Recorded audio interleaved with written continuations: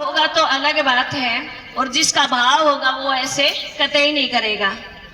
इसलिए ये हम भविष्य के द्वारा अग्नि देव को स्वाहा बोलते हुए अपने भाव रूपी पुष्प या ये हवन सामग्री देवताओं तक भेज रहे हैं कि देवता हमारी मनोकामनाएं पूरी करो। हम और आप तो सांसारिक प्राणी हैं। जब हम अपनी थाली में ये पसंद नहीं करते तो क्या देवता आपको आशीर्वाद देंगे? एक बात आपको बताऊं, 2 कारखाने यूपी में रेड पड़ी और वे ऐसे थे कि पशुओं की चर्बी से घी बनाया जा रहा था, और हम भक्त अज्ञानतावश वहां से गाय का घी समझ के लेके आए, हवन किया, और वो हवन देश भर में चला है।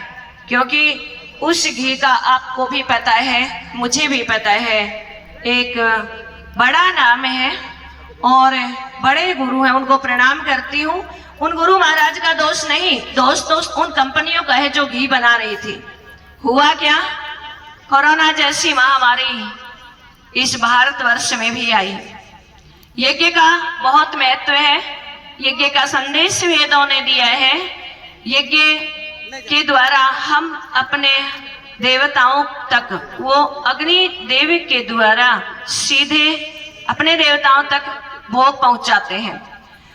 और अगर आप ज्यादा आहुतियां बेमन से फेंकते हो तो दरिद्रता आएगी, उससे कोई नहीं बचा सकता। फिर बोलते रहना हम सुरभि महायज्ञ में बैठे थे।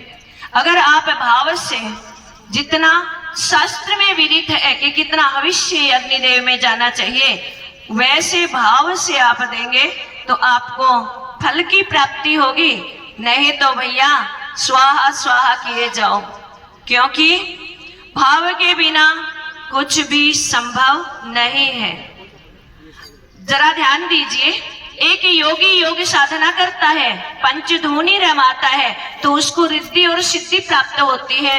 वही एक हलवाई पूरे दिन भट्टी के सामने काम करता है और अपने परिवार का रोजगार ही जुटा पाता है। तो सोचिए उस हलवाई को कितनी रिद्धि सिद्धि मिल सकती है, क्योंकि वो तो हमेशा लगा रहता है। लेकिन वहाँ भाव नहीं है, वहाँ मंत्र नहीं है, वहाँ नियम और आचरण नहीं है। वहाँ पर तो सिर्फ परिवार का भरण पोषण करने के लिए कार्य किया जा रहा है। तो ये बहुत पवित्र कार्य है। हमें एक ही यज्ञ नहीं करना, हमें तो बहुत से यज्ञ करने हैं। हम और आप निमित्त बने कि हम यहाँ इस पवित्र स्थल पर बैठकर हवन कर रहे हैं। आप सबसे करबद्ध प्रार्थना है कि भाव हो, हर एक भाव हो, मानो मैं अपने भगवान को अपने हाथों से खिला रहा हूँ। मेरे प्रभु मेरे सामने बैठे हैं, मेरे द्वारा दिया गया भविष्य वे प्राप्त करके प्रसन्न हो रहे हैं। शक्ति जागरण हेतु ये अनुष्ठान है और आप सभी मेरे वंदनीय पूजनीय है, आप सभी विद्वान हैं और बहुत बड़ा सौभाग्य है। हम कली के प्राणी इस महायज्ञ में बैठे हैं।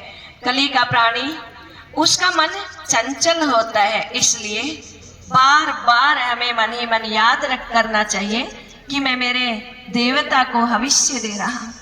प्राचीन काल में ऋषि मुनि यज्ञ करते थे तो अपने तपोबल से अग्नि प्रज्वलित करते थे, और आज हम कली के प्राणी इतना भी तपोबल नहीं कि एक बार अग्नि प्रज्वलित होकर उसे बचा लिया जाए, बार बार उसमें कपूर दिया जा रहा है।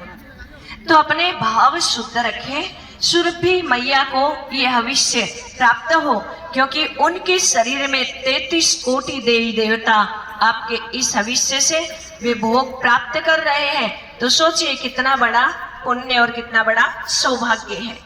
बोलिए गौ माता की। और मेरा ध्येय तो इतना ही है आपको बताना, क्योंकि आप लोगों ने तो यहाँ पर धन भी खर्च किया है, मेरा तो सिर्फ संकल्प ही है। आप सबके सामने मैं तो याचक के समान थी, आपके पुण्य बढ़े हैं, तो मेरा ये कर्तव्य बनता है कि आपको बार बार सावधान करके आपको बताऊं कि आप जितना धर्म कर रहे हैं उतना पुण्य भी आप अपनी झोली में लेके जाएं।